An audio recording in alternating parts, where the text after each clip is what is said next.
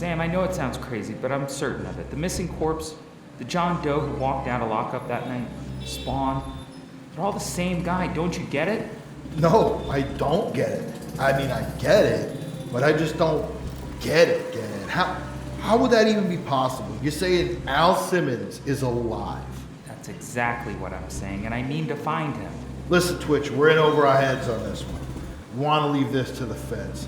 I don't know if this is black ops or black magic, but it's above our pay grade. This jurisdiction to consider, this chain of command. Remember, before anything else, you're a cop, a good cop.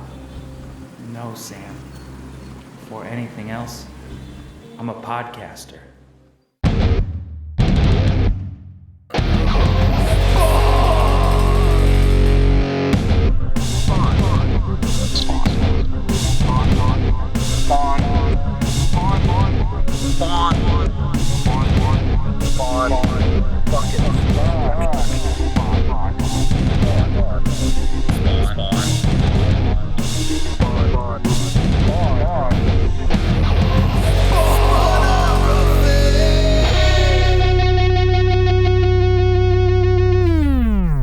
What's happening, Hellspawn? Welcome back to another episode of Spawnography. I'm one of your hosts, George Marston, pronouns they, them, or she, her. With me, as always, is my co-host, Pierce Leiden, pronouns they, them. How you doing, George? It's been a minute. Pretty slick. Yeah, it has been a minute since we recorded because you were off running marathons and I was slovenly laying about my abode. I did get out last night, though. My roommate and I went and saw Viagra Boys in Atlanta, which was pretty great. Really good time. Hell yeah. I made the joke to you already via text, but sounds like a band that should definitely play with the Swollen members. They played with a band I really dislike. So we didn't get into it via text, but you don't like Black Lips. Now, no, I know for personal reasons. Like the people in the band across the board. Well, first off, I think their music's just boring. I mean, I think it's fine. They have a few songs that I think were okay, but I haven't not listened to them in like a decade. Well, okay, so God, this is so weird to talk about. They started in 1999. We also don't have to talk about it. I mean, whatever. No, I'm just going to give the TLDR version. They started in 1999. Around the same time, I was in my first band, and we used to all play at this place called the Somber Reptile, which was like the number one. That doesn't sound like a real place, but I agree that I believe that it is. But everybody called it the Slizzard Lizard as a nickname. That's funny. It was like the typical shitty basement venue underneath a restaurant, but like every band played there. You can look up AFI playing at the Somber Reptile in like 1998 or whatever. Fucking Davey Havoc saying super cringy shit on stage, like just.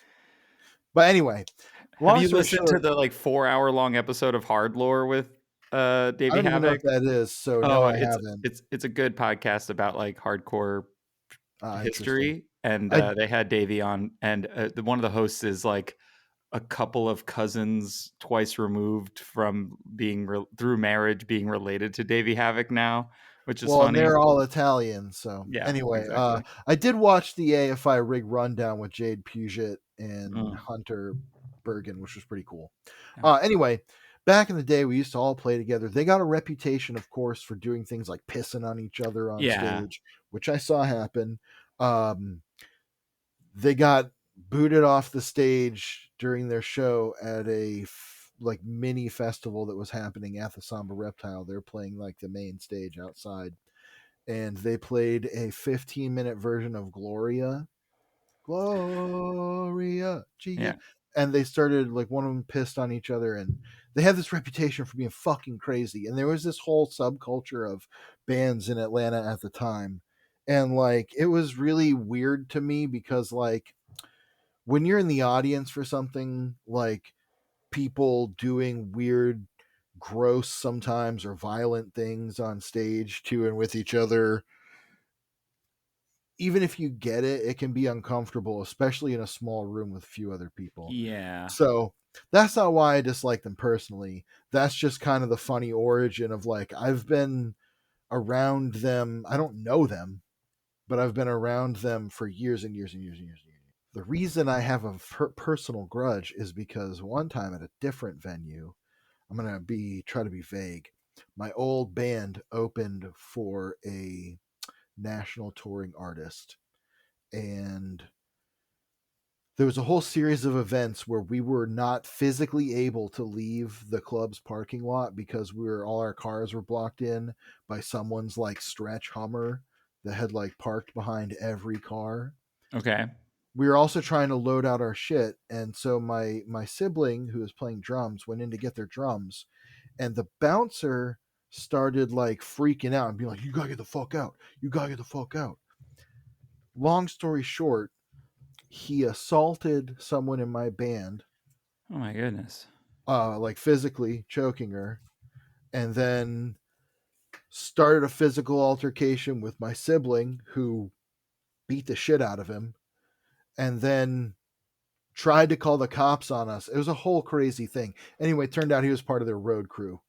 Oh, well, at least it But he wasn't was like him. also, I don't want to get into the whole thing because I don't know exactly if Sure. I might somehow dox him or whatever, and I'm not looking to do that. That's fine.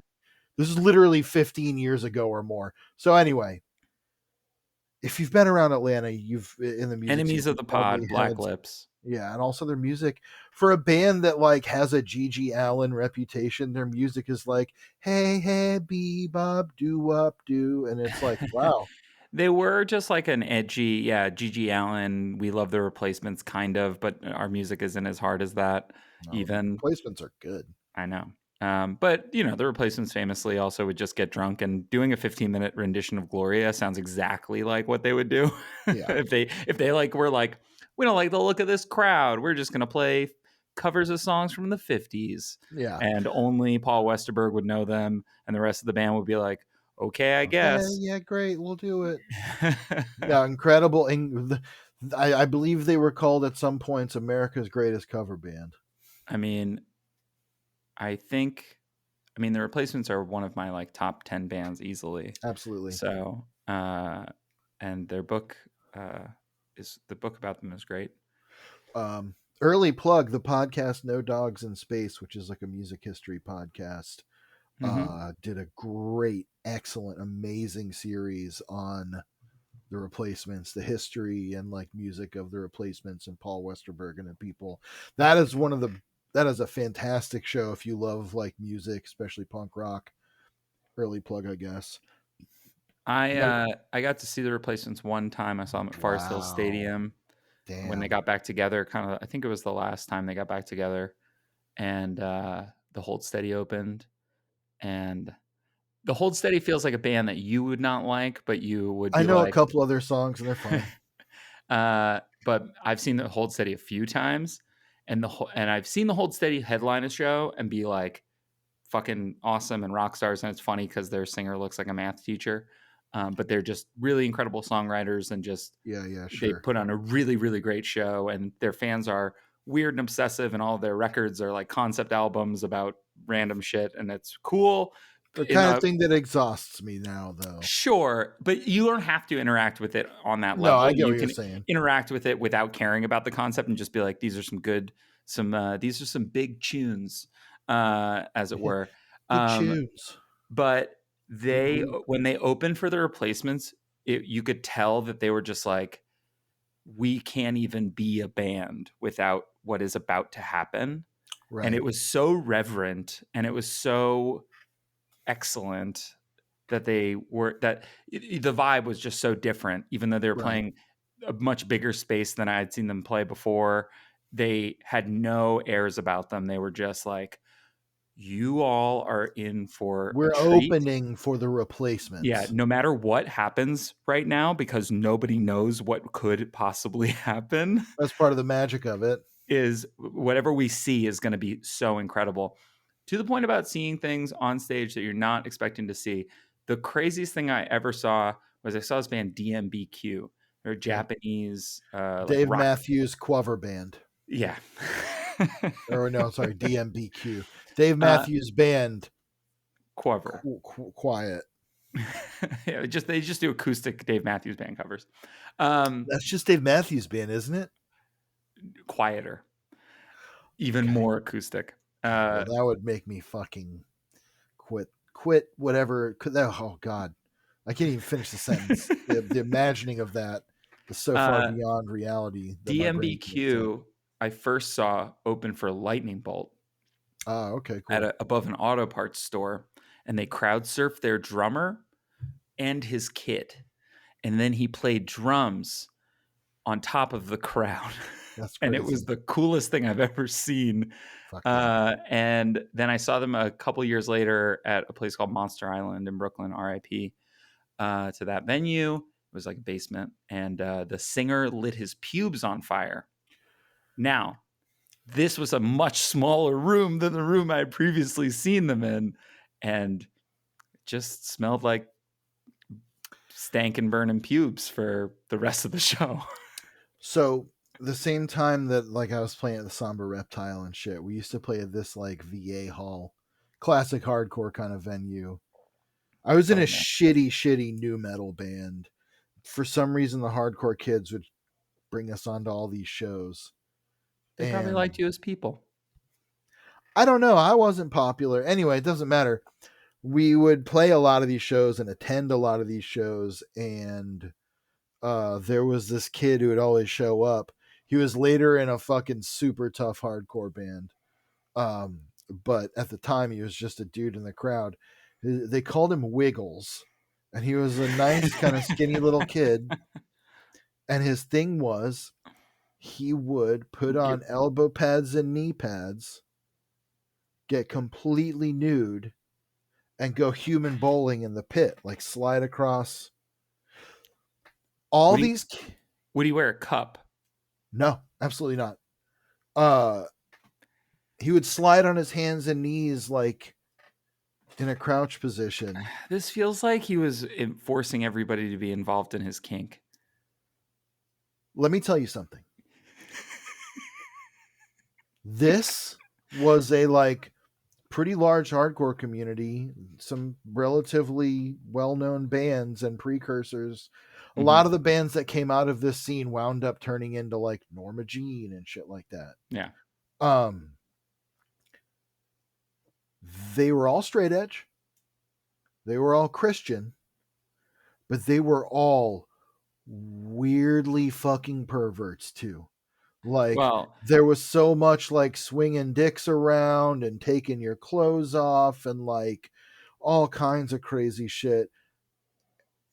And they were all like, also these anyway, it was a weird dynamic. But Wiggles one time poured rubbing alcohol all over his like junk and lit it on fire, which goes away because it's like quickly, yeah, but it still does the thing. Yeah, it's pretty bad. And so like one of the dudes in that sort of crowd went on to be part of a really big Atlanta hardcore band that like I'm not gonna name, but Outcast. I wish. Hey, congrats to Outcast. They just got inducted in the Rock and Roll Hall of Fame. Hey, that's great. Speaking of Outcast, much like Andre 3000, the singer of Viagra Boys, was wearing like a green pointy elf hat. Nice. Sunglasses. I don't know if you've ever seen them live or anything, but it's Viagra Boys or Viagra Boys. Oh, I have not. The very fun show. Just super fun show. Last show I went to was The Rope. Okay. Minneapolis, like dark wave goth band. Oh, cool. And what was the other one? Something in Furs. Venus in Furs? No, that would be the obvious one. Right. Fangs on Fur and Boot Blacks. Okay. It was a Halloween show. It was super fun. There were great costumes. Shout out to TVI for having a great show. Nice. It was just a cool gothy night. It was great. Nice. Yeah. Oh, Better Lovers is playing near my house. That is the Every Time I Die minus. Every Time I Die plus a worse singer. No, fuck no. They got what's his name? Oh my god, give me 1 second. I gotta. They got the dude from fucking Dillinger. Oh, which is there only one? No, there's two. There's the original one, and then there's I cannot remember which is which. Greg Uh, Puciato. yes, Greg Puciato is the okay. He was their singer for most of their time. He's a fucking incredible vocalist. Like S tier in terms of hardcore and metalcore. Can do like sings really well. Incredible screamer. Incredible frontman. I don't know if you've listened to much Better Lovers, I but haven't because I was never a big Every Time I Die fan, but me friend neither. of the Never really cared about Every Time I friend of the Die. pod, Raj, is a huge Every Time I Die fan, and we've been in bands forever. And so I've kind of come around to them, and I get it. Like, I get it. You ever, like, kind of can just That's how invent, I like, feel about Every Time I Die. I'm like, yeah, sure. Better Lovers works for me so good. It's because it's also like I don't know. It's like basically a super group, and it's really good, and they're really good. And like the audio slave of post-hardcore. I mean, in a way, yeah.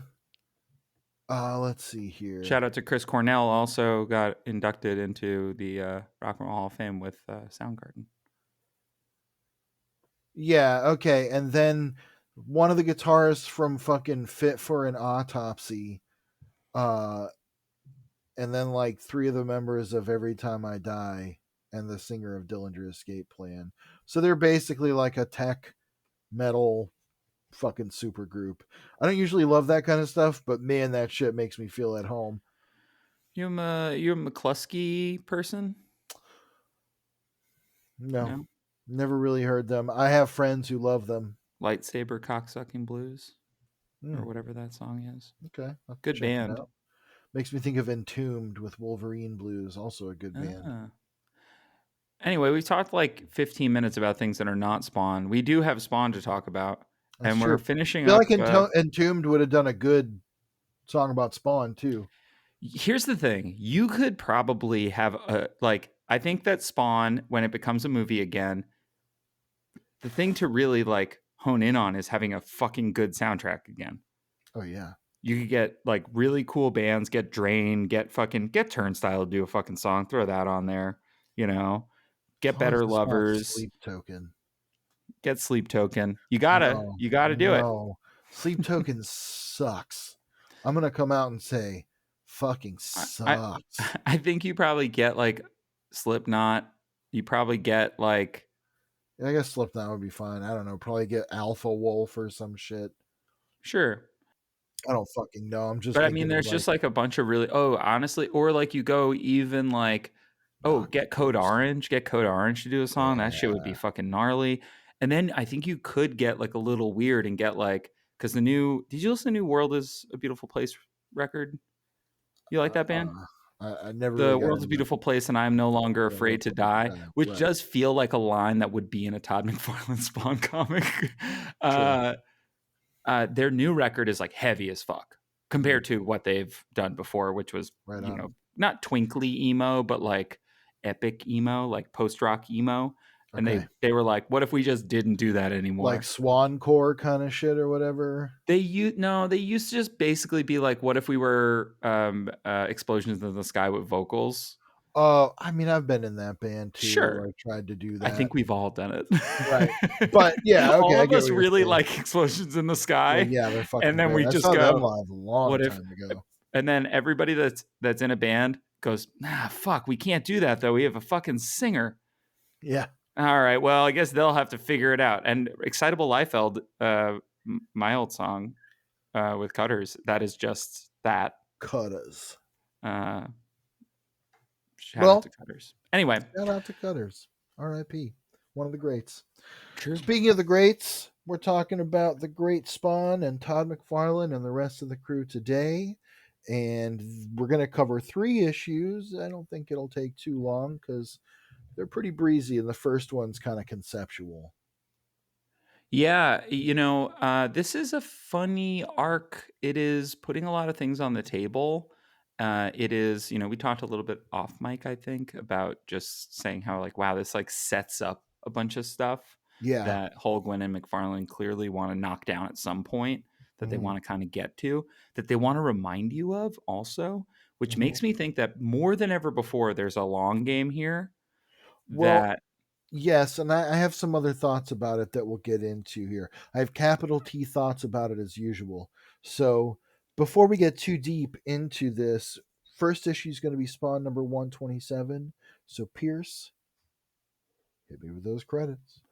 All right. Todd McFarlane Image Comics present Wake Up Dreaming Part 3.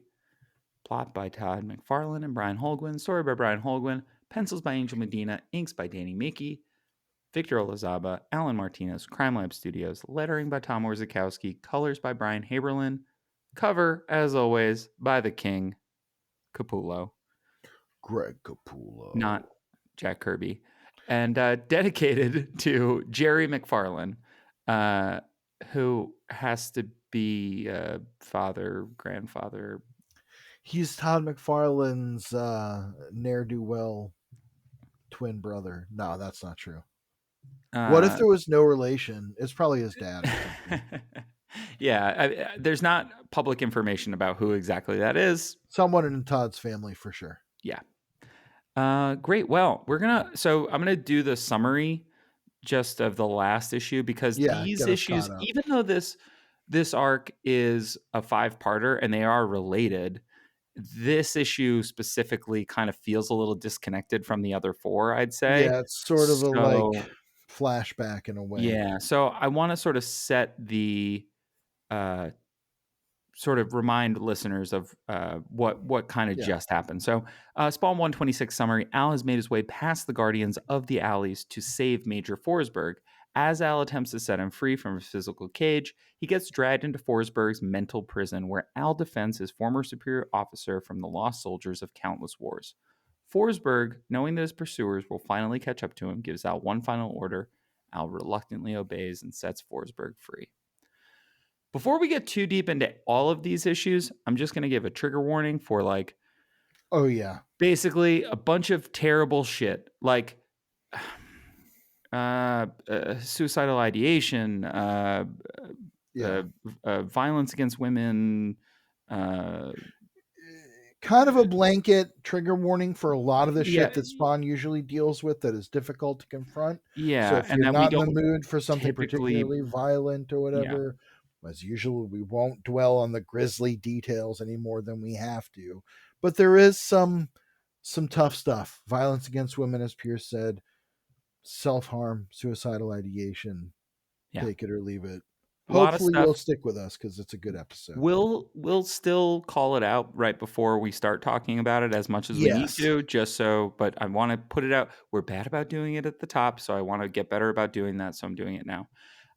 We're going to open up with a page that I kind of love. It's super, super simple. It is not the normal splash page to open with a ton of text. It is 3 images. It is Al sitting in a diner, Wanda sitting at home, Terry sitting at work, in these kind of cascading panels. They're all in kind of the same spot. It's really simple, but it sets the tone for exactly what we're about to get into. Yes, and let's just get right into it. The first thing we see is Al's story. So what it's going to be is 3 different stories that all kind of interweave together. It's actually kind of a really tender issue in a way. It deals with some difficult things. Anyway, Al is sitting at the diner. He says, "Didn't this place used to be Mignola's?" Shout out to Mike Mignola. Yep. Who at this point has done a couple of covers for Spawn, so that's cool. Yes. Would love to see him do a special or something. Spawn Hellboy would be sick. Spawn Hellboy would go so crazy, and the fact that we don't have it is... It's shocking. It's shocking. Yeah. It has to be that Mignola doesn't want to do it, right? Maybe, or Dark Horse. I don't think Dark Horse has that much control. I don't think they'd want to turn up their nose at printing Spawn money. That's what I mean. Anyway, Al's in the diner, and the guy says, "Yeah, it used to be that a long time ago before I was here." I'm sorry, the waitress says that. And he says, "Just a coffee." And then they kind of flash back to when the diner was Mignola's. And shout out to Angel Medina for a very cool layout here. Yes, it's a good layout. The current day scene is sort of just overlaid on the same, like on Right. the rest of the double page spread, and so we get to see the sliver that is the new version of the memory, which is Right. It's just really cool. It's kind of really laid really over. cool. Yeah. So he's at Mignola's with Wanda and Terry, and they're having a little like engagement party Yeah, for Al and Wanda. And Terry is kind of bugging Al about whether he's going to quit being a world famous government assassin now that he's married and is trying to start a family. And Terry is like, aren't you going to quit? Because I think Wanda wants you to quit. They quarrel about it to the point where Al is like, I'm a hero. I know what I'm doing, and starts swinging at Terry. yeah. Takes a punch at the wall. The thing that is interesting here is that this is a bit of a recharacterization of Al. Yes, there is. So there is a sense through all of this, especially starting with this issue, and we talked about it a little in the previous episode. There is a sense to a lot of this like it is a reorigin for Spawn. Yeah. So yeah, it feels like kind of a bit of a reorigin for Spawn, where we're learning more about where Al's life was before his death, and it's not a pretty picture for Al. He is kind of being painted as very violent and frayed. He and Terry walk back to the party, and Wanda notices his knuckles are bruised, and he said that he and Terry are just roughhousing. Yeah. And There's I think a slight coloring error. I think there's supposed to be blood on his knuckles, and it just kind of gets not colored red. yeah, I can see that. But it is what it is. Yeah. You know, one of the things that we know is that Mammon is the one behind the uh, Al hit Wanda sort of Here's the thing, memory. though. But now it's starting. When did that come up? Because we've talked about it, Oh, it doesn't. but It is hasn't that come up yet. It's okay? in the So I was future. going to It say is we've something that talked about that, but I called it out early because I think it is relevant to how we read these issues. What's right, interesting is that, like, so to this point, we do know that fact about Al. Like, if we're a reader in 2003 reading this, right? A fact that we know about Al is that he did hit Wanda. right. Now, this kind of like this arc really twists our perception of who Al Simmons is, because It does. what we've been told to this point is that like he is a good soldier, but that like he's a good guy, Right. and he's kind of a dick. Yeah, there's a whole he's got anger management issues and it's going to continue. So now we get to Wanda's story. Wanda's sitting at home looking at old photos, including the one we just saw them take in the flashback of her, Terry, and Al. Cyan comes in and she says, "What are you doing? Who are these photos?" And um Wanda says, "Well, that's my ex-husband, my first husband." And Cyan is kind of spelling words. She had a spelling test. She say, "Oh, Divorce." Kind of And fun. Wanda says, "No, he died, actually." And Cyan's like, "That's SAD. Does daddy know?" And she's just telling him about her life before they didn't have any kids, all that stuff. And then we get this flashback from Wanda of Al leaving for the mission that took his life, Yeah, where he died, where he was assassinated, and kind of arguing, saying, she's saying, "I thought you were going to quit." And he's saying, "I'm sorry, these world saving crises aren't happening on your schedule, Wanda." Just being very passive aggressive. And she's saying, "Don't go." He grabs her arm so hard, she says, "Stop it, you're hurting me." He storms out. She says, she kind of alludes to having had a miscarriage. yeah. Uh, she says, she kind of implies that she believes it's due to him, to Al hitting her. Um, Which would be a very Spider-Man thing. yeah, weirdly. And he says, "That's not the reason it happened." And she says, "The doctor said we could never know." And he says, "Go to hell." See, this is also where we've already heard that like he can't. He's like shooting blanks. Like that's what Right. we have previously heard. This is where I think that the Mammon thing is maybe starting to get seeded a little bit more, where it's like we've now, if you've been reading long enough, you're hearing enough.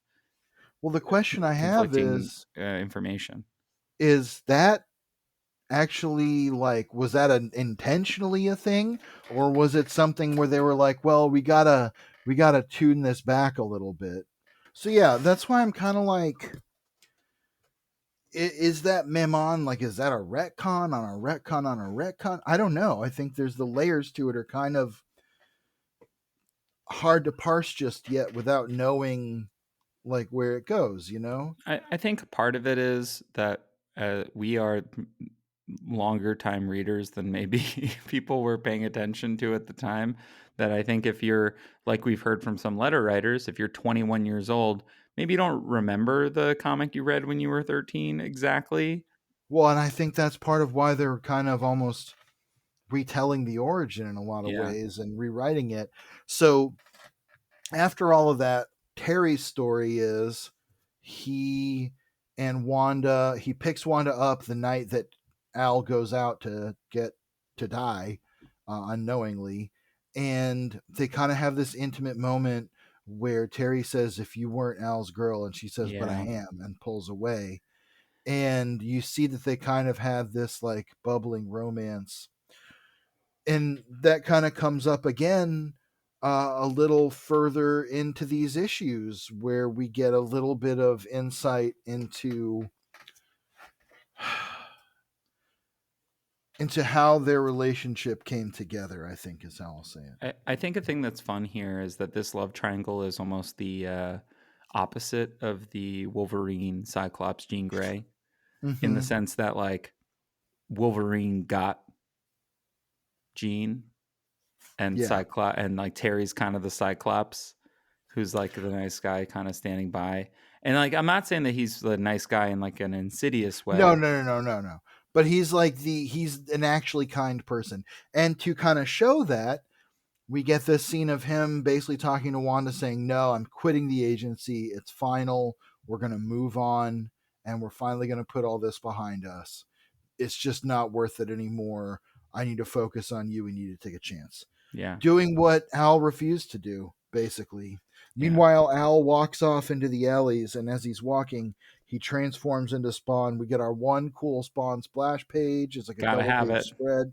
It looks great. I mean, it looks cool as hell, but it does feel like we're filling space. Caterpillar. I think it's just like we need an image of Spawn in here. Yeah. Also, we're not going to have Spawn without one page of Spawn. Also, Al's waist absolutely snatched. I know. That first panel. I know. Like, what are we doing here? Lord, like he's cinched. Yeah.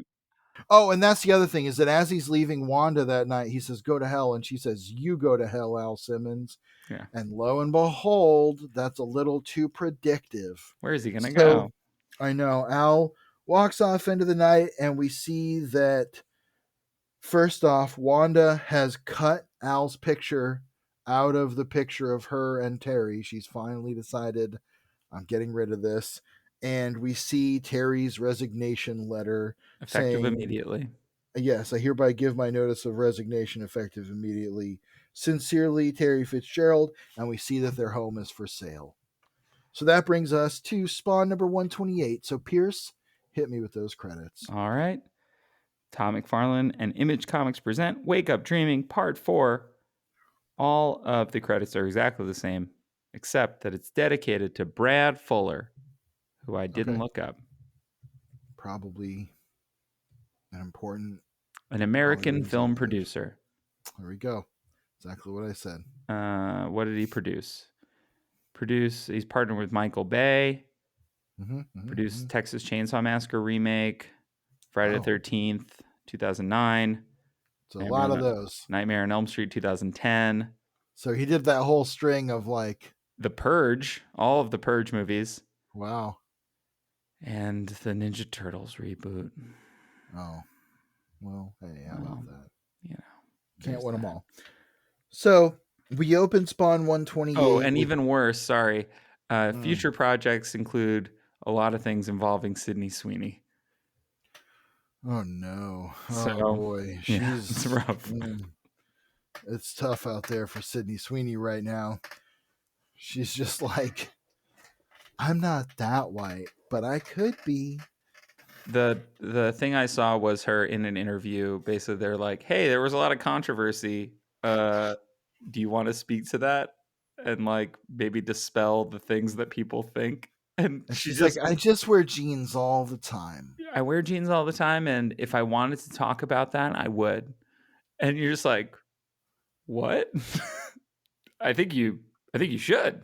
I think Yeah, probably say might be something. worth it at this time. Anyway, Anyway, yeah, so back to Jason Wynn, who was recently reinstated at the head as the head of the agency. He was pulled out of the like padded solitary cell confinement. where he was basically believed that Spawn had flayed his skin. Clown is now appearing in his subconscious, kind of sort of like his weird, invisible, you know, creepy guardian devil or whatever. And you know, Jason Wynn is saying, "Is this everybody?" And he starts talking about Al Simmons, talking about his great record. He says something that I thought, wow, okay, this is actually very informative and a succinct way to kind of sum up Spawn in a lot of ways. It says he also had one particularly useful psychological trait: the ability to rationalize his actions under any circumstances. Which, like, yup, that is Al Simmons slash Spawn in a nutshell. Yep. And that is exactly him.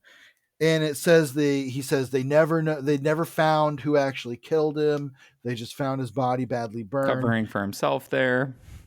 And we learned that it was now 10 years ago. Whatever that sliding timeline happens to be, in a way. Yeah, that has been consistent. We still don't know what year it is, but again, superhero comics, we're never going to know the year. Right. So don't worry about it.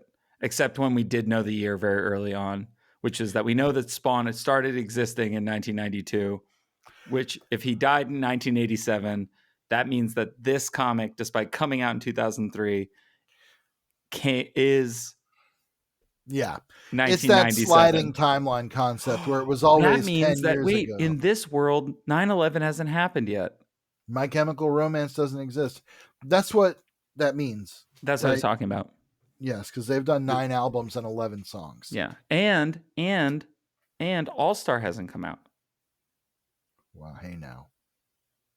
So The years start coming and this they is what don't dreams are made of. stop Oh wait, coming. different song. Yeah. Wow. Well, now that we've been walking on the sun, What a we segue. can continue talking about. Thank you. We can continue. Speaking of segues, um, you Paul know, Blart Mall Cop. yeah, Anyway, yes, Jason wins briefing. He's leaving. He's like, "That was great," and the assistant is like, "I think that went very well." He walks into his office, and who's waiting there for him, reading the Ball Street Journal, uh, is Clown. I love this weird caricature of Clown with his like super creepy turnip shaped like bulbous nose. yeah. And then I love the next panel of him like poking Jason Wynn on the chest, and he's like so small standing on the desk, and he's like, he's like, do you think I'm a joke? Do you think I'm a clown? I'm here to amuse you, and that kind of Doing the Joe Joe Pesci. Pesci, yeah, What I really like too about him poking is that Angel B. Dina does a poke, but then he also does like a thumbs back at himself. So as you're mm-hmm. reading, you can read the motion, and it's really, really good. Do That's you fun, think that I'm a clown? You know what I mean? Like it's yeah, really, really solid. I think that it's like an underrated thing that a lot of current comic book artists don't really do yeah. is do the sort of It's seen as maybe a little cartoonish in a way, but comic books involve cartooning. So yeah, Clown says, "So tell me, who's the organ grinder in this circus? Tell me." And Jason Wynn says, "You are." And he says, "So what does that make you?" And Jason Wynn says, "I'm the monkey." And he says, "That's right, good monkey. Want a cookie?" And this is a very like question. Is the tail on that last panel incorrect? um Oh, like it's going to, yes. I think that's sorry.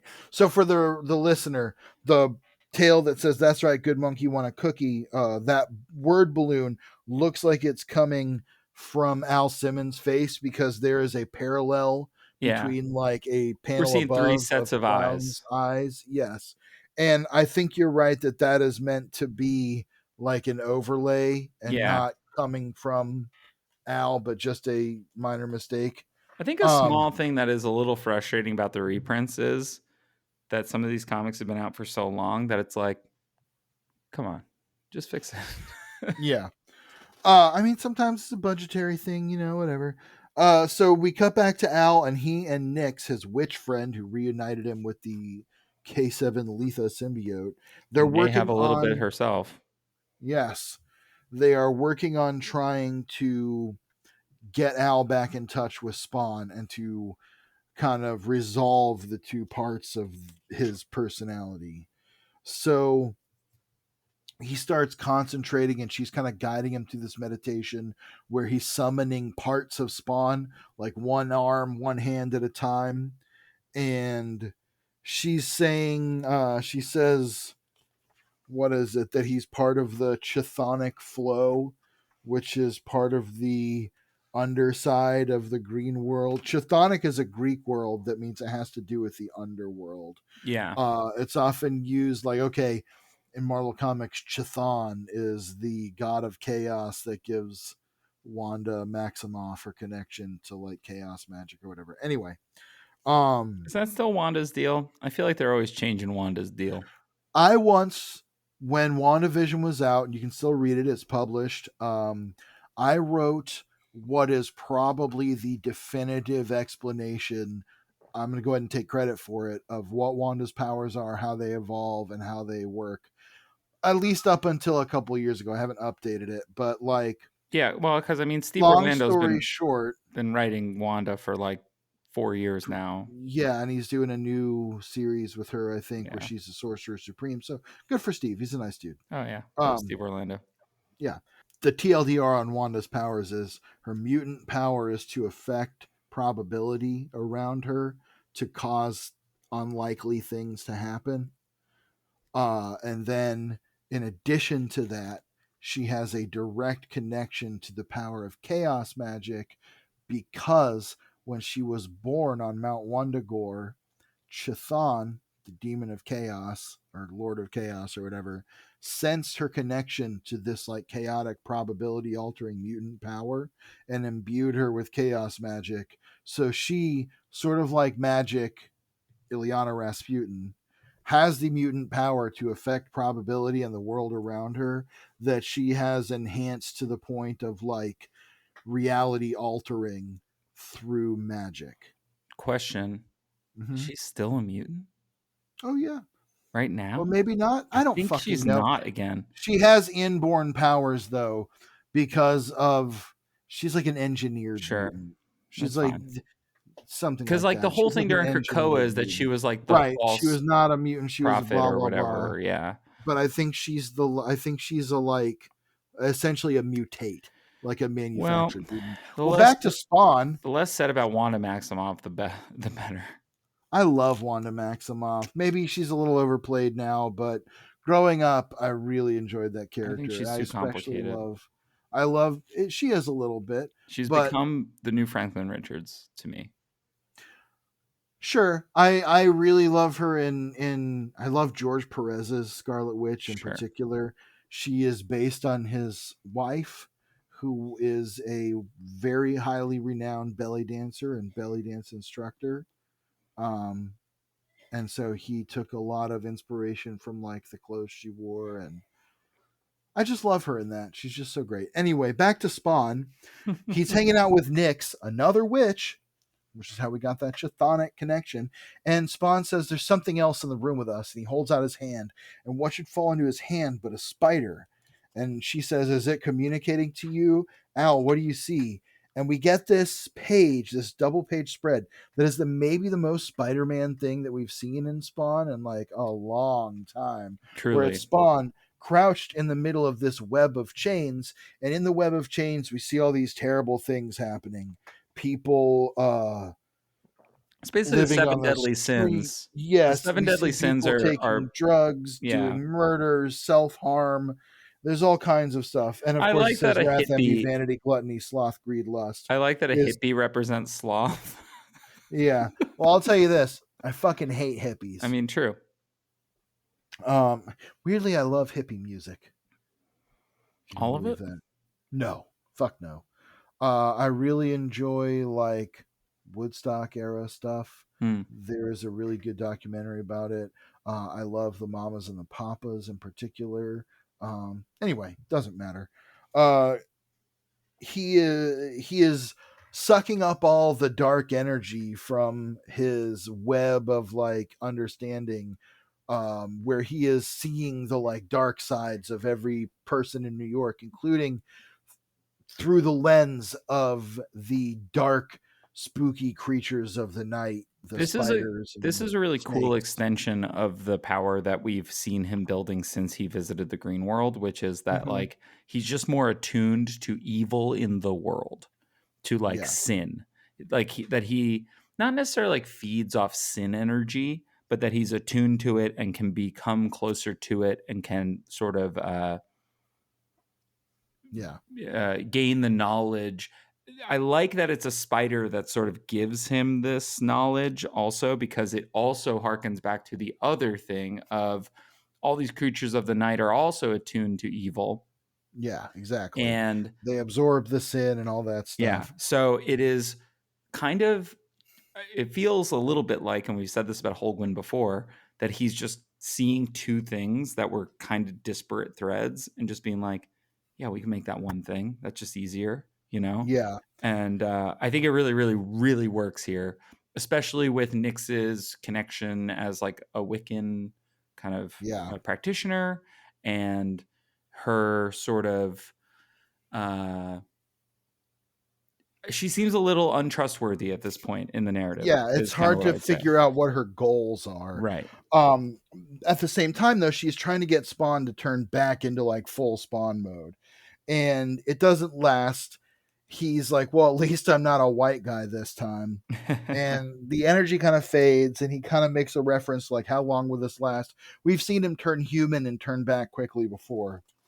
She's kind of telling him, Nyx is kind of telling Al, don't get discouraged. Rome wasn't built in a day. You're going to figure this out and you're going to get this power back. He goes out of the house walking alone. We get to Sam and Twitch. We get that little speech where we kind of quoted at the beginning, where Twitch is saying, Al Simmons is dead, is alive as Spawn, is dead, is alive as Al. And Sam's kind of like, okay, I kind of get it, but what are we going to do about it? You're a cop. And Twitch says, first and foremost, I'm a father. Yeah. And we know that recently his son Max was turned into a vampire and sent away from him. Meanwhile, we cut back to Clown and Jason Wynn, where Clown is kind of inducing Jason to order an escort, a sex worker. He's making some weirdly racist and disgusting requests about the person they should send, Yep. including saying she should answer to the name Wanda. He wants a black woman who will answer to the name Wanda, which is just the weirdest, grossest thing for this guy to be doing on some level. Like it is really fucked. But we see that Clown is influencing him. Clown's kind of laying there taking a nap with the cucumber on his eyes, and he's saying, "You've been in prison for a long time. You must be like raring to go." We get this great caricature of Clown laying on his back With the here with the Angela yes, tattoo. the Angela tattoo. Angela. And he's saying, you show her a night she'll never forget. And Jason Wynn's getting all dressed up. He's like, well, and his hair's all looking all, prim and Wolverine. proper. He's looking all swag. He's got that riz. And Clown says, not bad, monkey. But girls like this, they see lots of guys, or girls like this, they see lots of guys, comes with the gig. If you want to stick out from the pack, let her know you're special. So let me suggest one last finishing touch. We don't see what that is just yet. We see Al walking through the streets, kind of contemplating Nyx having told him to try and maybe do some good deeds for to sort of accommodate for the bad that he's done in his I life. really like this section of captioning because it works extremely, extremely well with, and this is shout out to Orzakowski and also to Holguin's script. But we find that while Al is out walking, that Twitch notices him Mm-hmm. and decides to start following him. And I love the panel where it says, "I've inflicted too much damage on those closest to me." And that's Al talking to himself, but it's in a panel with Twitch. And this is the power of comics, is just like Yeah. you can, is essentially a voiceover, right? Because that's how, Time and space can be kind of fluid in that way, yeah, in a way that doesn't necessarily make sense in a movie or show a lot of the yeah, time. it's a great little moment. And the way you It do it is. in a movie or show is as a voiceover, and it would still kind of work. But here, because of the way that the page is laid out, it just works Yeah, extra. absolutely. And it also the what it's saying, Al's monologue here, his internal monologue of like, well, I've hurt all these people, I've done bad things. It kind of tracks with Twitch, who blames Al for what happened to his son. So Twitch follows him. Uh, Al orders a coffee, and then Twitch, out of nowhere, pulls a gun on him, shows up and says, "Don't move a muscle." And Al's like, "Detective Williams, Twitch, I recognize you," trying to talk to him. And he says, "I'm Al Simmons." And Twitch is like, "I know who you are, you miserable bastard." Puts a gun to his head. People are trying to show up. And he says, "Police business, back away. This is a very dangerous man I have in custody." And there's people kind of gathered around, like, "What are you doing?" How strong is Twitch, by the way? Because Well, that guy this is is 400 to non-powered 500 Al. pounds of necroplasm. Well, not right now. He's not full powered Al. And Well, we'll learn, well, we'll see true. proof of that by the end of this story. So we cut to Wanda, the sex worker, who uh, Jason Wynn is picking up. And she looks shocked by what she sees, because when she looks in the window of the limo that's picking her up, she sees, and this is such a fucking great image and such a sick, fucked up splash page, just a close up on Jason Wynn with the fucking clown makeup on his face, looking so menacing. And like, okay, this is kind of a shorthand moment for like something bad is about to happen to this woman. Yeah. Spoiler alert, that instinct will be true. That is exactly what's going to happen. But it's kind of this ominous moment of like a woman being picked up in a car, like this ominous car.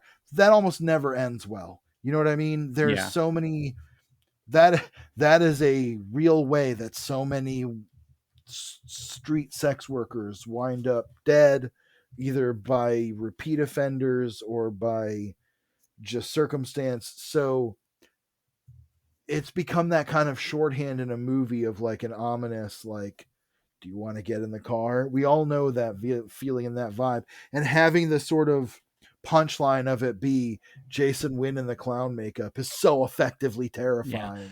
What I also took it as is that, like, now with Malbolgia not being around and Hell's throne still being vacant, right? Mm-hmm. I took it as this is how now Clown slash Violator is making his mark. Is that And if he is now you, imbuing his own mark on people yes, to sort of draft them into his own and we'll get a lot more coalition. evidence for that in just a minute Yeah. too. I also like that he still has almost that Malbolgia M shape, but Hmm. it almost has been inverted into a W on the top of his head, Yeah. which doesn't necessarily stand for anything, but it could almost be a V for Violator. Hmm. Agreed. So on that note, that's the final page of that issue. Pierce, hit us with those credits. For Spawn number 129.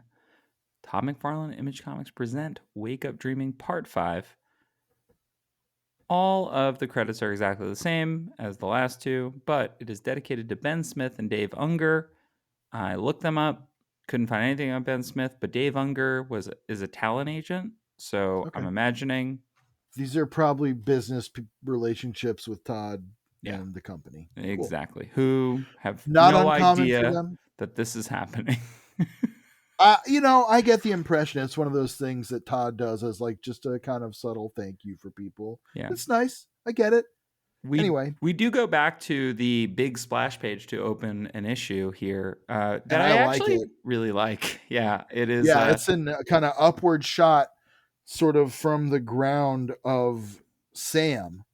And he's saying, Jesus Christ, what a mess if that ain't enough to put you off your food. And slight trigger warning, we see the deceased body of quote unquote Wanda laying on the ground in the alley, very clearly deceased. Yeah. And written on the wall in her own blood, it says, "Where's Wanda?" So Sam is like, "Oh, this is exactly what the city needs, another psycho killer. The last thing I need tonight is Geraldo crawling up my crack," which, fuck Geraldo Rivera. You know what's funny is that this is not the first time Geraldo Rivera has been invoked in this podcast. Not at all. Well, Geraldo Rivera, especially at this time, was an infamous pop culture figure Yeah. because he was like basically a provocateur. And of course, there was the whole thing that made his name, ironically, of the Al Capone's vault. Yep. I don't know if we talked about it before, but Geraldo Rivera actually got famous in the first place for an expose on, I believe, in upstate New York, care homes Yes. for people with disabilities and the appalling conditions. He actually did expose that and change a lot of things. Too bad he also was super gunning hard for Ronald Reagan, a piece of shit who destroyed the mental health and healthcare infrastructure in this country, eliminated almost the entire concept of public care homes rather than revising them, and in many ways is directly responsible for the public housing crisis and the crisis of unhoused people looking for shelter. So there you go. Fuck Ronald Reagan and fuck Geraldo Rivera. Hell yeah. Co-signed. Oh, but we didn't even get to Zohran Mamdani, baby. Zaman Yeah. Ramandi. He's good. Yeah. How's it feel living in communist hellhole? Well, now that I live in New communist Yorkistan or New whatever some people. Yorkistan or whatever people want to racistly call it. Yeah. The big red apple. Great. Has he sent you your $1 million check and your Ferrari yet? No, I have to first spit on a cop, and once I do Oh, that, they sick. send Hell it. yeah. Yeah. Hell yeah. So Well, once you do that that, shouldn't be too hard. yeah. I mean, look, we didn't talk about Zoran, but like, my opinion is this: I do not count on anyone who enters into the halls of power in our institutions to remain unscathed. I am sure that sooner rather than later, that guy is going to do something that we're all like, well, fuck this, because he's now the mayor of the one of the largest cities in the world. And there are always compromise going to is be reasons inevitable. that has to happen, that you have to reach across the aisle, deal with cops that you don't like, whatever. But what encourages me is, much like here in Georgia, where we had two public commissioners roll over from Republicans to Democrats because they offered some relief towards our energy bills, which are skyrocketing. The people of New York, and I'm sure you can relate to this, responded, and across the country, responded to the simple message that people deserve a place to live, a living from their job, food to eat, and a way to get around. And offering some meaningful sort of idea of what could be done instead of just blaming your neighbor for stealing from you. And I think what's very encouraging is people responding to that message. Yeah, absolutely. I mean, I think that the the one of the best explanations I saw of it was like communism. Nobody can be rich. Capitalism. Everybody can be rich. Socialism. Everybody can be rich, but nobody should be poor. And when you put things in those terms of just like all I we mean, that's an incredible simplification, but that's a way that, like, if you can get someone's mind at least to wrapping get around. there, if you can get them Yeah. there, you can get them like 75% of the way to understanding. Anyway, poor quote unquote Wanda is deceased. Sam is looking over her and he's saying, well, Twitch hasn't responded yet. I've tried to call him to the scene, but he's not here. Talking about they got some prints, they got some boot prints. So it could be bad for Jason Wynn. They could track him down. We don't know yet. Meanwhile, across town, Twitch has Al holed up in his apartment. He's got him tied to a chair and he's pointing a gun at him. And he's waking Al up, and Al's kind of shaking. He's like, Detective Williams, is that you? It's me, Al. And he's like, you shut your goddamn mouth. And he kind of goes on this rant. He's like, I know about the prisoners you killed in lockup. I know that you are supposed to be dead. I know you're Spawn, but most of all, I know you're the monster that lost me my son. I came to you for help, and you cost me the one thing I love most. And Al's kind of begging him, like, please. And Twitch is doing the kind of stereotypical thing that people in this situation do, and he's loading one bullet into his revolver to play a cascading game of Russian roulette. Now, are there only 5 bullets in this gun? Because this is typically a There's 6-shooter, 5. right? If you look at the top of the panel, there's one right next to the chamber. So there's one at the very top that is just falling out of the You're chamber, and right. then there's I missed 4 that below one. it. Thank you. But there's also only 4 sound effects. Yeah. But that But makes yes, sense there are because that 5 one wouldn't bullets. have made a sound yet, I guess. I don't know. They're It's fine. falling into his You hand. know what? I Doesn't missed that matter. one. Thanks for that. Because I was like, You're welcome. hold on a second. I love the panel of Twitch, the close up where he's angry. I think it's really good. Oh, this scene works. It's another one of those kind of shorthand scenes that's like, this is ramping up in intensity. There is a level of personal madness and rage Yeah. growing here. Really Meanwhile, love the kind of angle on, well, tonight we'll have ourselves a whole new ball game after he snaps the one bullet storytelling in. here, snaps the chamber shut. The storytelling here is really good, just across all 5 of these small panels, Medina and where the you're inking getting team just simple, clean attention to those black details, those heavy blacks to set the stage in the drama.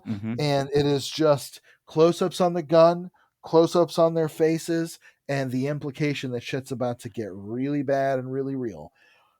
Speaking of which, were you gonna say something?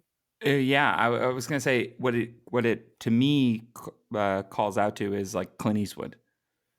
Yes. It's like It's a a very very Dirty Harry moment. yes, Or, exactly. the sort of, what do you call, stereotypical or prototypical Russian roulette scene of the deer hunter. Yeah, totally. And then, of course, there's, if you think about The Dark Knight, uses the same kind of shorthand with Harvey Dent, where he's like flipping the coin, shooting the gun. It is a common thing. You see, I think there's an episode of Breaking Bad. There are real stories I know of where it happened, and it's a bad thing. Anyway, speaking of which, cutting to Jason Wynn, he is waking up in his apartment covered in blood. He's charging in. He's noticing the clown makeup on his face. He's like, where did this blood come from? Where was I? I love the way Medina is making his hands so big and weird and gnarled with the blood really all calling over attention them. to them. Yes. And, a lot of these artists do a really good hand job, and Spawn is known for that. We've talked a lot about the hand stuff in Spawn. Yeah. And there's nothing weird about what I said at all. And so he's kind of like, oh God, this blood, it's not mine. And he's kind of throwing himself in the shower, and he's like, you're in control. You can handle this.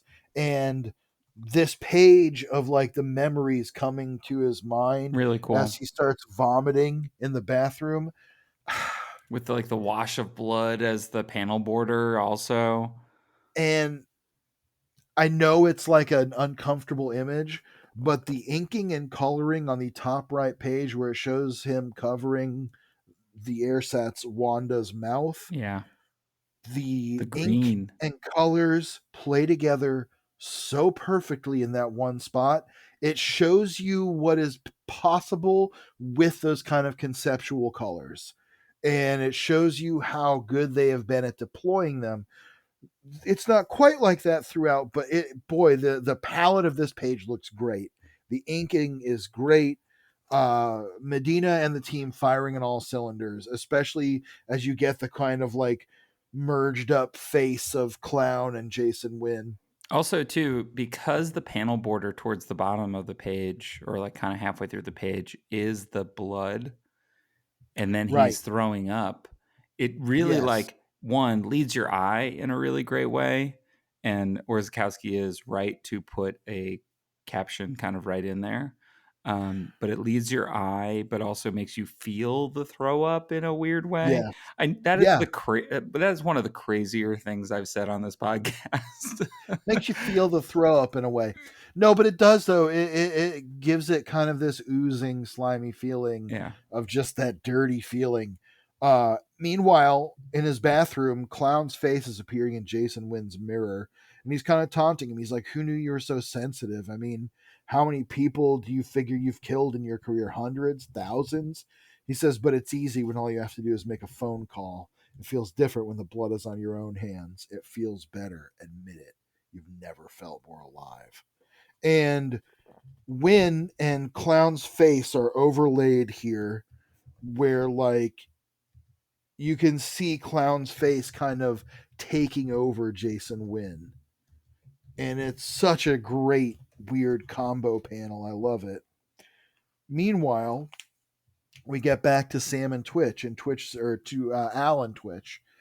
Twitch is saying, I had a wife. I loved her more than anything. I thought we were happy, but she left me over my job. She took my kids. It was like it took the breath out of me. I wanted to die, but somehow I managed to crawl out of that hole and meet someone new. Someone who got me, who trusted me, but all it took was one stray round coming through the wall, and she's dead in my arms. Which that happened some time ago, a few issues ago, as I That's recall. Or in maybe it was in Sam Sam and and Twitch. Twitch. That's in Yeah, Sam and that's Twitch. right. I think they sort of referred to his girlfriend. Yes. Yeah. They've referred to her a couple times. One of the Yeah. things I really love here, and when it was something that was something I called out about Spawn early on that I also tend to actually see in my own writing, is that like sometimes you write a bunch of stuff, and because in real life those things wouldn't be related in any way at all because it would be too convenient. Right. You just sort of you're like, I have 8 characters and they're all doing 8 different things. And what you start to realize is to create tension and create drama and to play on themes within a narrative that you have to tie things together. Those So coincidences are what make the story. And it's like, it's one of those things where it's like, well, why would this exact guy be in this exact place at this exact because it's a time? story Because and there that's how has we to have to do it. something because the fact that these two characters had the unlikely experience of crossing paths, let's say, is what sparks the story. Exactly. If they never cross paths, this wouldn't be interesting. Right. And it's one of those things you sometimes have to accept. Like, you don't have to create a plot hole for yourself by just being like, well, there's no reason this character would do this. But you have to acknowledge that, like, coincidences are what a story is. And you don't have to go like Star Wars prequels and be like, turns out he made C3PO when he was 6 years old, and he Right. had and like, you don't he got the name Han Solo. You don't have to do that. You just recognize that the pattern is what makes the story, the pattern of those events building. Also, like so many stories are one bad day, right? Right. So many And stories are it was one bad day. Like well, think one about your own life. You know what I mean? I had a fucking wild week yeah. this week. This last like 10 days has been beyond compare in terms of chaos. Like, I cut my finger open on a weird random broken Gotta call thing. Wanda Maximoff. She's here. I feel like I'm being haunted by a chaos demon. I truly do. I'm not even gonna go into all of it, but like just the amount of things. And if you live in a world where patterns can mean something bigger, those patterns are what makes a story. If if the next part of this story, if my life was fiction, was me going off on a tirade or having a breakdown because of this series of unfortunate events, well, that's how a story happens. It's not as interesting in my life because I'm just vaguely referring to it on a podcast. But like in a world of fiction and a world of escalation, those series of events are important. And I think it's something that we've talked about this before, the idea of these baubles that some people clutch onto of what they think is reading comprehension, where they cling onto these like ideas of genre, of canon, of power levels, of like in issue 73, but in issue 196. And Yeah. it's like, that's not what matters, but they don't want to engage on a deeper level, or they don't have the textual experience to do so. And so you get these sort of things where it's like, well, of course Doctor Doom was there. And it's like, well, yeah, because he was scheming to be there. Yeah. Or because it just so happens that that's what Spider-Man just so happens to be at places where supervillains are, not because he's summoning them, but because that's what makes the story. My favorite thing also, whenever anybody wants to like buck up against that, is that like one of the greatest one of the greatest comics of all time has The a Bible. yeah. The Bible is what you were going to say. One of the greatest comics of all time has a I did that all 13 minutes ago. Oh yeah, Like, and it's such a great and it inversion of fucking that trope. rules. It's the coolest thing ever. That is maybe the most transformative moment of Watchmen, Yeah. like in terms of like how it has affected fiction overall, is this idea that the villain can get away with it. Yeah. It's one of the first maybe big mainstream comic stories where that has that kind of impact. I have a question for you about this page.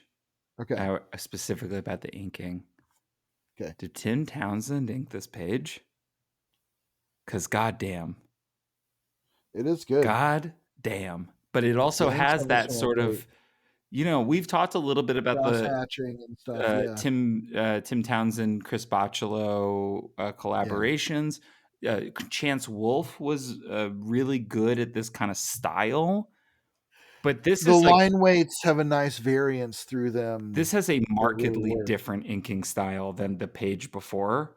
I'm Yeah. looking specifically at the first panel of Twitch looking down and his hair and just kind of the way all of that's kind of rendered. It is a little more blocky than the last time we were looking at them Yeah. together.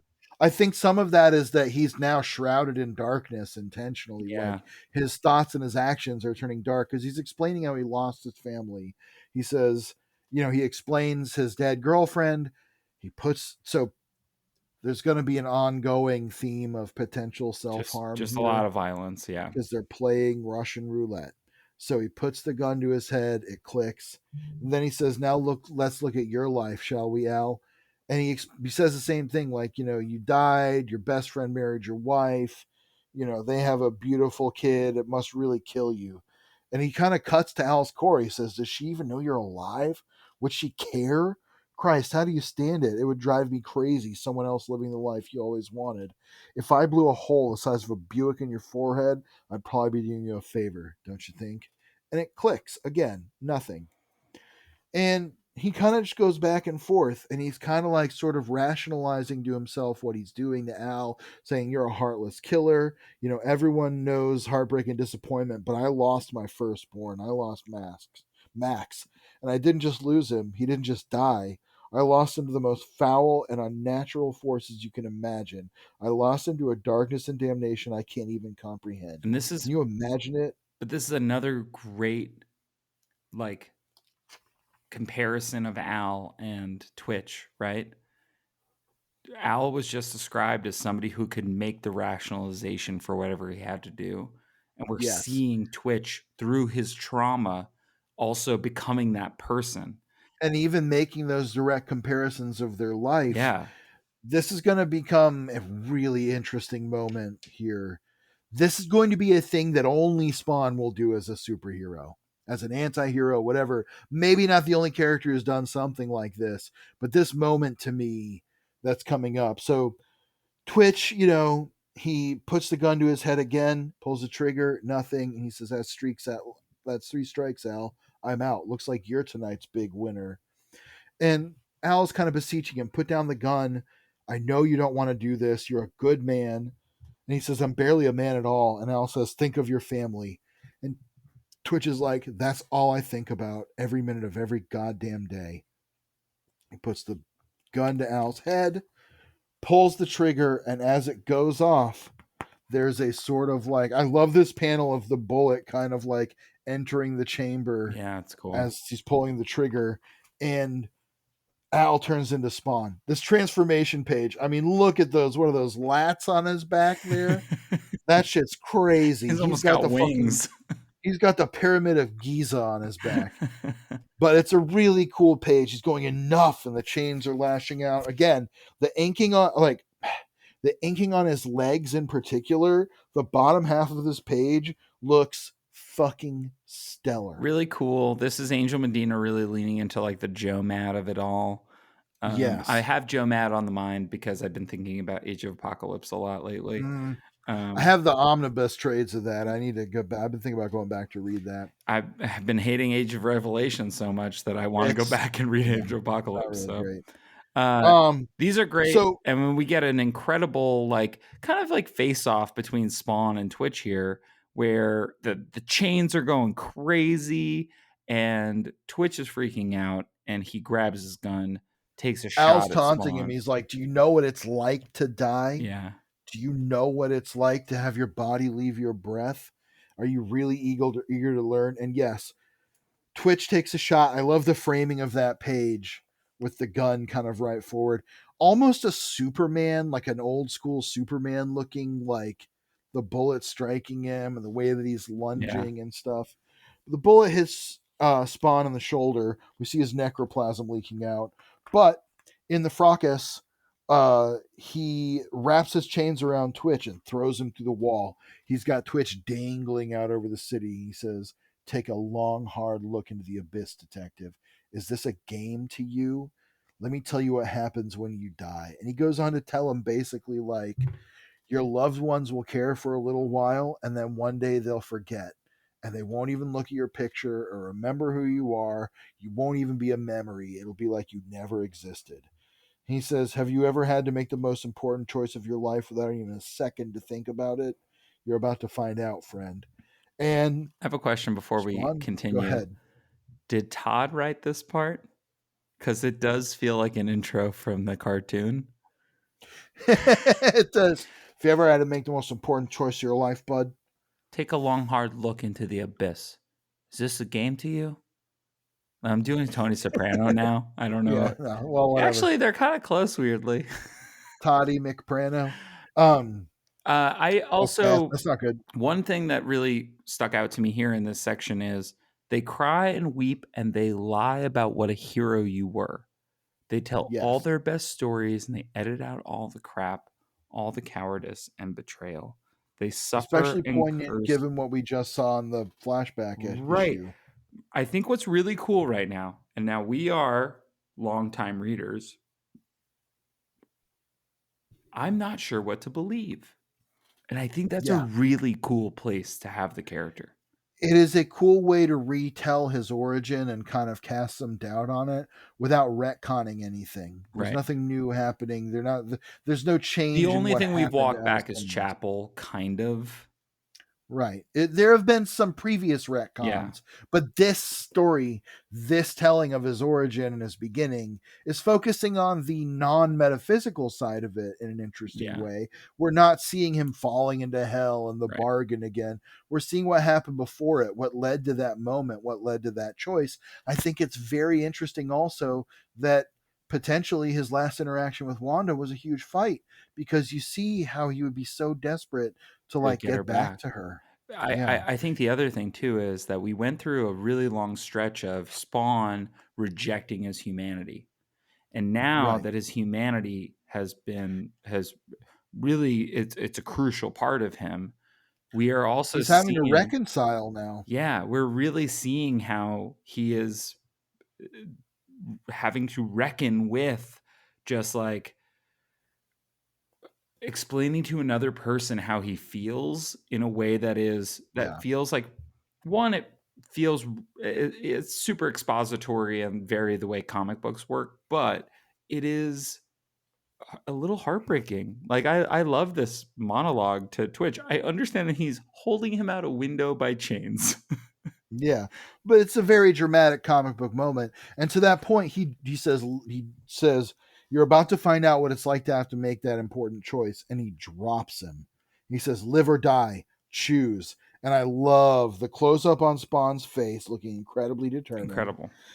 And then I really love the like inverted close up on Twitch where you're like seeing his Only teeth and his half his mouth is mouth. kind of like, Yeah. well, the other half is like kind of like stretching up into oblivion because he's falling. Yeah. And he says, "Live." And Spawn catches him inches from the ground. Thankfully, doesn't Gwen Stacy him. He says, "Remember, you chose this life. Its burdens are yours alone. You better figure out what you're living for." And Twitch breaks down. This page of Twitch breaking down, again, we get those really heavy blacks in the background, Spawn all shrouded in shadow, Twitch just in agony on the ground. He's crying. He says, "I'm sorry. I just want my boy back again." And Spawn says, "All right. I owe you that much." Fuck yeah. Because like last time he basically said like, I may have use of you. So yeah, just like watch out. That's where they kind of like left things after Maximilian Williams was sort of lost. So this is Spawn kind of compromising. Well, then we get this moment where Twitch is like, "What?" And I love Spawn. He uses his cape to hand his glasses back to him and says, "Let's talk." But this is and a Twitch cool puts on the thing where glasses. he's now gotten more control over, because of his work with Nyx, he has more control. However, there's a catch. Yeah. Because Twitch says, "Thank you." And Spawn says, "Don't thank me yet." But as he's saying this, he's saying, "Start at the beginning. Tell me what you can about O." And as this is happening, the Spawn of it all is fading away and he's turning back into Al Simmons and he collapses. And Twitch is like, "Simmons, what is it? Can you hear me?" He runs over, rolls him over onto his back, and Al says, "I think I've been shot." And we can see that it's the exact spot where Twitch shot him when he was Spawn. And there is no necroplasm coming out, but simply blood. And that is why Twitch could knock him over and tackle him and everything, because when he's not Spawn, he doesn't have the Spawn powers. He's physically transforming. Yeah. And that is now the detriment, is that he can be harmed in that way. Is that something that should have been a part of the character to begin with? No, I don't think so. I think. Do you think it's better that we built to it, kind of? Yes, because it means something now. In the beginning, the fact that he didn't have any humanity and he couldn't be harmed and he was healing through all these agonizing wounds, and no matter what he did, he wasn't going to die. And if he did, he had to go back to hell. There was a lot of stakes that, like, him being forced to live through this, I think, is important. All right. I can't really fight you on that. Like, I think it could have worked, but I think that dual identity thing at the beginning is especially kind of like not quite what Spawn's really going for. It's going for the loss of one of those identities. That's true. I do think that if it was a thing early on, because you can go the other way, right? It could be a thing early on that then gives you a lot more drama with Terry and Wanda, that then when he loses the ability to do so, now there's a different kind of drama. Well, it's almost like, okay, to put it in some similar terms. Sure. In Spider-Man, you have Peter Parker having the risk of losing Mary Jane. Sure. Or whatever paramour, you know what I mean? Losing his human life or the connections around him. There's not as much danger generally of him losing Peter Parker. There's not much danger of Spider-Man True. losing the Peter Parker of it all. Spawn is basically what happens when someone who has a dual life and a dual identity loses the grounding side of them. Because even before he was Spawn, Al Simmons had this double life. Yeah. And that's what's being explored here as this world famous government assassin. Yeah. And we're also, speaking back to that, we're seeing that he's not great at managing that double life. He's not great at keeping that separation. He's not great at having two sides of a personality. Yeah. You know what I mean? He doesn't juggle sort of the reality of his work with what being a normal person should be. At least not as it's presented in this story. What's interesting is that, like, again, we get introduced him as world famous government assassin who was Well, there are times when he is in the beginning of the story. But he was like people's sexiest man alive, 1980, whatever.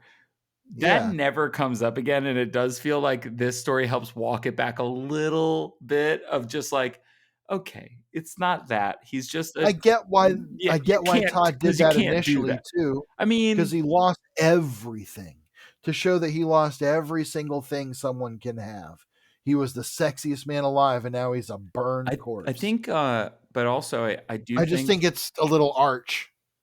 Sure, but I also think that what's really fun about a detail like that is and we know this, Malbolgia was always grooming him. It's possible, yeah. Maybe that is even not really true, right? Well, when you add in that supernatural, hellish side of punishment and everything, that's the question we have. And when we see Wanda, Al, and Terry's memories in that first story, or that first issue, we don't see them all line up. Yeah. We see a sequence of events, but it's not even a Rashomon where it's like we see Al's side of his fight with Terry. We see Wanda's view of it.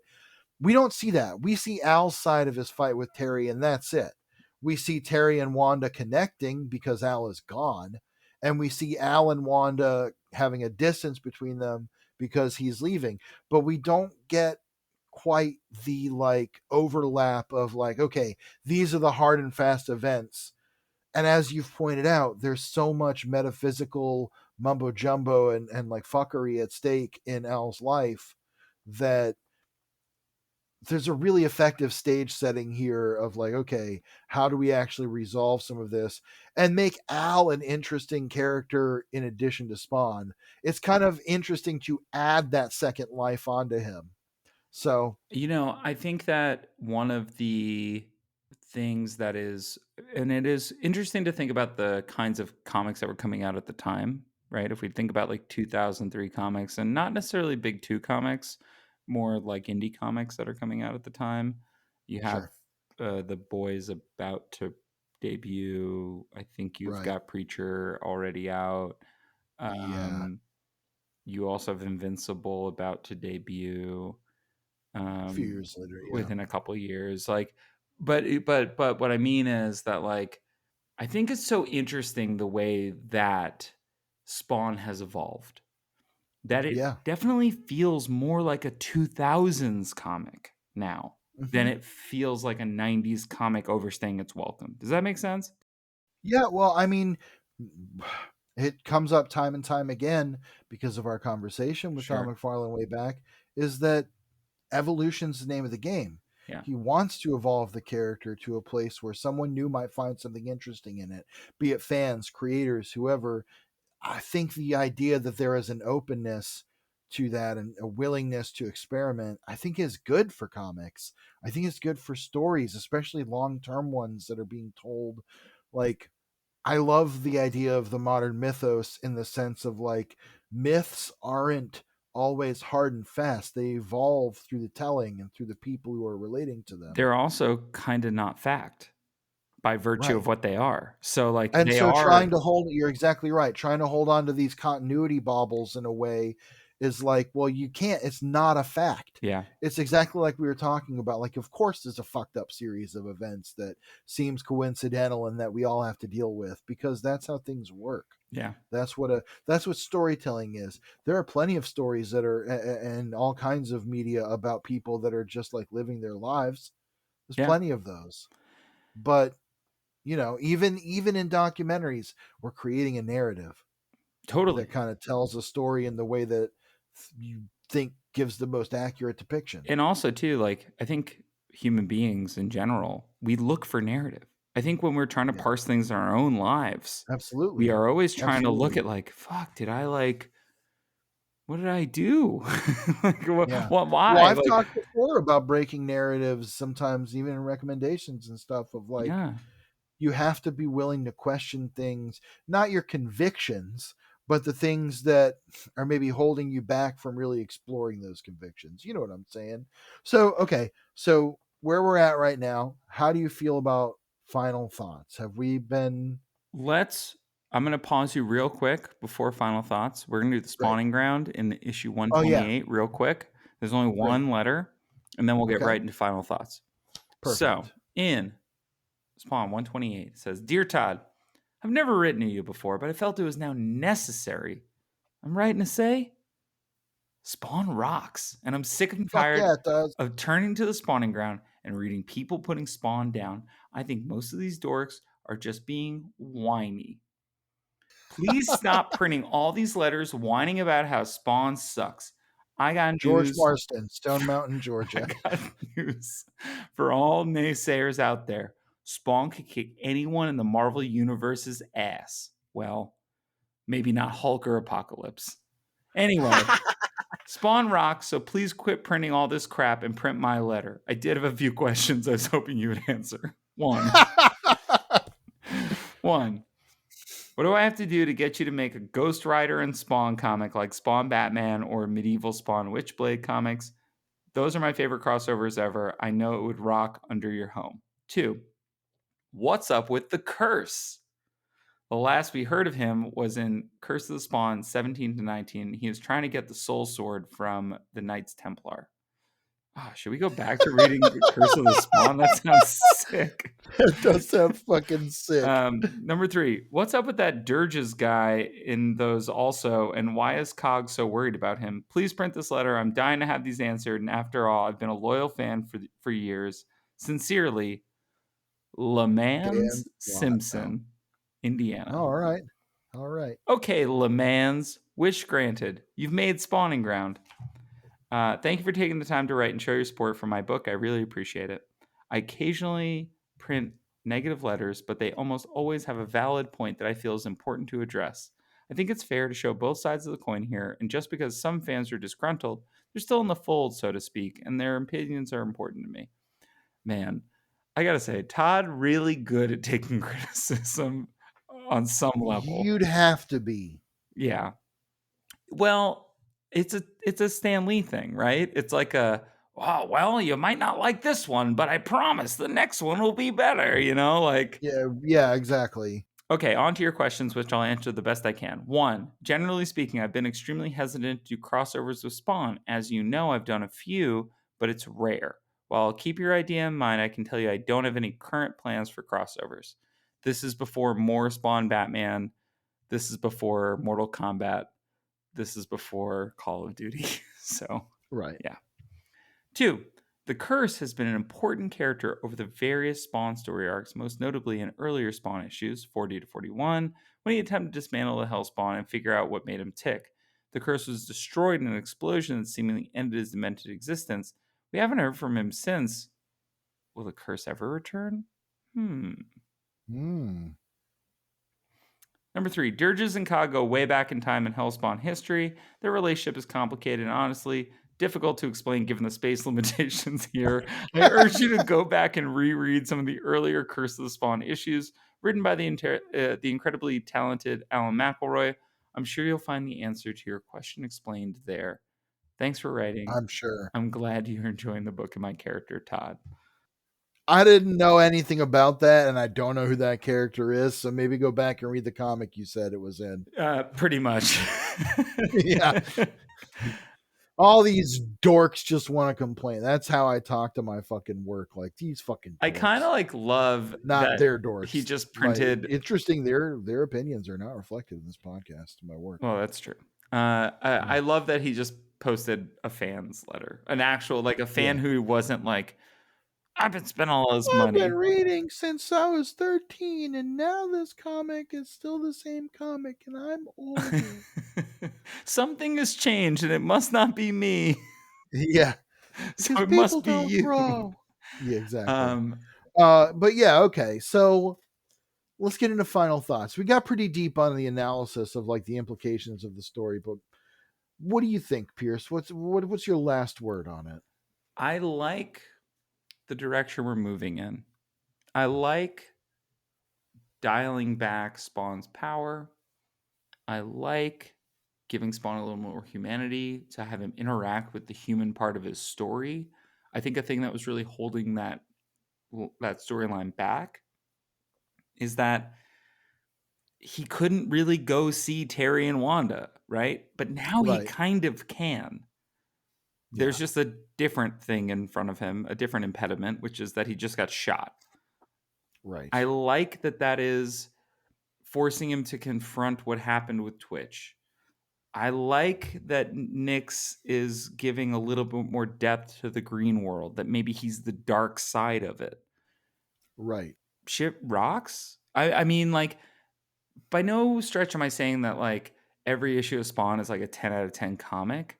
But No, but it's fun to read. I'm having a great time. Yeah, but, like, when we read it the way that we've been doing it and really digging into what it means, you know, I'm just having I'm also really loving Holguin calling back and trying to bring added depth to past stuff.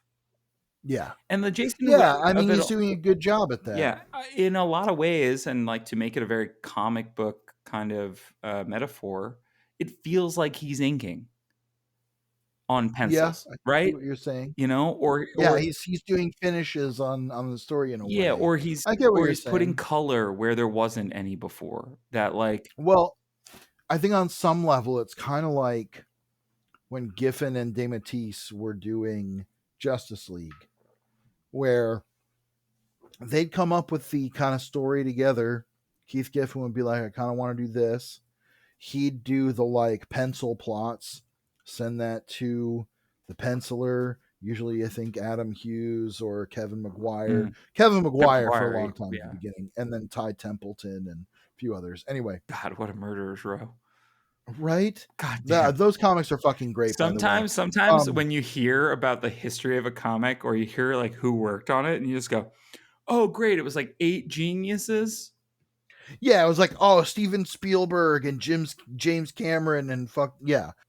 Giffen would come up with he'd plot out like the breakdowns, and then like McGuire would finish it, and then DeMatteis would write all the dialogue, and he'd be the one like kind of filling in the personalities. And in a way, it almost feels like that with Todd and Holguin, where it feels like Holguin's kind of saying, "I kind of want to do this." Todd's saying, "Yeah, let's do it," and kind of feeding off each other till Holguin builds the script. Yeah. And I think it's working great because we're keeping that ethos, that feeling of like, this is Spawn and this is what Spawn is, while also expanding in a way that maybe Todd wasn't able to do on his own. And so I guess, my only final thought that I'll really add is I love the Jason Wynn stuff. I am glad he's back in a way that is different. Like, he's not just the same scheming guy. Now he's got Clown on his shoulder. That relationship is paying off in a more interesting way. It's just been really cool. And these issues, wound up feeling surprisingly impactful. Twitch's whole breakdown is like, it's been tough to watch. He's gone from being so straight laced to like holding a gun to Al Simmons' To being forehead, reckless, to being to, what to he. almost killing himself. Yeah, I mean, there's a pathos to the book that is really working, especially in this arc overall. I'd say, and I think that the soap opera stuff is also helping that in a really effective way. I don't know that like there are still some characters. I don't think that like Terry and Wanda are super fleshed out characters, but we are learning a little bit more about them. We're learning a little bit more about their dynamic with Al. And also, I like that they're getting to move on in a way. We'll see what Hopefully, happens with that. We'll see what happens with that. But I like that as characters, they themselves are making that choice to be like, we don't have to be beholden to this in this way anymore. it's also like an interesting thing to parse with where we will know that Spawn will go in the future. That we know that like Cyan gets superpowers in the future, and like all kinds of shit. all bunch of garbage is going We to haven't happen. even gotten to Jim Downing. There's But so we got a much. reference to Jim again in this issue, or at least I'm not a white guy again, and we're gonna find out that that white guy is Jim Downing, and like we are only 60 issues away from that. Like it is much sooner than we think, and it's. I'm actually interested to see it. I mean, I've heard that it is the worst era of Spawn. It's like 70 issues of like, what the fuck are we reading? And we have signed up Well, for we'll doing find it. out. So, but I love that We'll like find out it's together. getting seeded again. It's like, hey, here's a little reminder. And that's what I was talking about with Holguin. He's really good at just kind of reminding you of continuity tidbits, not in like a, this is how much I know. Heavy-handed. Look how much I No. know. It's just No, gonna, but in a like, way that again, like we're building those story connections. yeah, and again, dramatic storytelling is about coincidence sometimes. And all you can do, especially in a long-running story like this, where there's 10 years of issues that people have definitely, especially at this time in 2003. I mean, maybe you're downloading the scans, but like, Right, maybe. but if you're not, like, you didn't read every issue of Spawn unless you collected every issue of Spawn. So like, there's readers who have popped in and out at different points in time who've missed things. And I think that that's also one thing that people really forget when they go back to older comics is that a lot of the storytelling is the way it is because it has to account for that. It wants you to not be completely lost by whatever's happening. It wants you to have a good time and catch you up as quickly as possible. And it's also refreshing those concepts that are core to the character here. Yeah. And kind of putting a new spin on them, getting us to ask different questions about them, which makes it more interesting to revisit than just like yet another telling of how Spider-Man got bit by the spider or something. Right. So this episode's getting a little long in the tooth. Before we go, do you have any recommendations? I do. I think as we are recording this, the fucking government has decided to reopen with the Democrats having given up every single thing they were fighting for no reason. Just absolute spineless bullshit, especially considering how many people suffered for them to just capitulate. God anyway, damn it. It's terrible. All that said, what I'm going to recommend is the same thing I was going to recommend whether the shutdown, quote unquote, had continued or not, which is if you have the money at all, any resources, time even, whatever you can do, find a food bank in your area. There is a food bank in your area, in your town, in your neighborhood somewhere. There is a food bank that is helping feed people who are losing their benefits, who have lost their benefits for weeks now. And even when they return, God knows when that'll happen, they will be struggling. People need to eat. People need food. People deserve food. It is food and water are the most basic human rights. They're the most absolute basic needs of humanity. And so find a food bank in your area, send them $20, donate some canned goods, anything. If you have a couple hours to volunteer, I'm sure they want the help.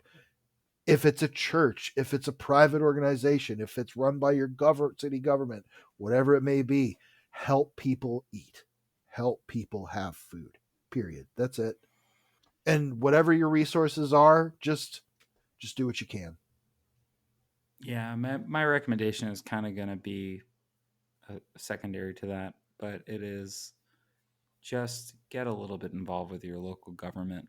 Learn who your council members are. Learn who your local government officials who's running are. for mayor. We have a mayoral election coming up in my town. Yeah, like learn who these people are, and because like especially in small towns when they run unopposed, doesn't really matter that they're a Democrat or a Republican and that that's what you are. It's just what happens. Might not be doing the thing that you want them to do. But there are people in your community right now. I'm just going to piggyback off what you're saying. Wherever you are, whoever you are, there are people in your community trying to get involved in local government. And when you have people in local government, especially like when your town is really reliant on your local government for, quality of life and maintenance of the community, find the people in your community that are saying, we want to work hard to make a change, and give them the chance, because it's not the same thing as someone in the highest upper echelons of power. It's someone in your community. You can find people who want to make a difference in a real way. Yeah. And if you can't find those people or you're having trouble, reach out to us. We'll help you. That's a promise. A better world is possible. It is. We just have to stop pretending it's not. Yeah, 100%. Well, with that, if you like the show, please rate, review, subscribe. Tell your friends. We don't do ads, as you know. This is not. We don't do this for money. We do it for love. Yeah, exactly. We're in love with Spawn. And someday he'll know it. Yeah. For Todd so loved the world, he gave his only begotten Spawn. See you later, Hellspawn. Spawnography!